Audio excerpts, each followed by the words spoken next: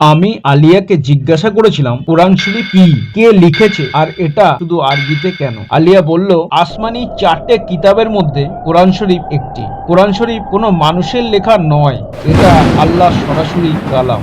শেষ নবী হযরত মুহাম্মদ সাল্লাল্লাহু তাআলা আলাইহি ওয়াসাল্লামের উপর এটা নাজিল হয়েছে। এটা প্রত্যেকটা মুসলিমের জীবন বদলে দেওয়ার গাইডলাইন। প্রায় 1400 বছর আগে মক্কার সমাজে অন্যায়, অবিচার, মূর্তি পূজা দেখে নবীজি সাল্লাল্লাহু তাআলা আলাইহি ওয়াসাল্লাম চিন্তিত থাকতেন। তাই তিনি জনকোলাহল মুক্ত হেরা গুহায় একা বসে ইবাদত করছিলেন। কিন্তু হঠাৎ হাজির হয় অসংখ্য ডানাযুক্ত নূর দিয়ে তৈরি ফেরেশতাদের নেতা জিব্রাইল আলাইহিস সালাম। তিনি বললেন, ইকরা বিসমি রাব্বিকা আল্লাযী খালাক, অর্থাৎ পড়ো তোমার রবের নামে যিনি সৃষ্টি করেছেন।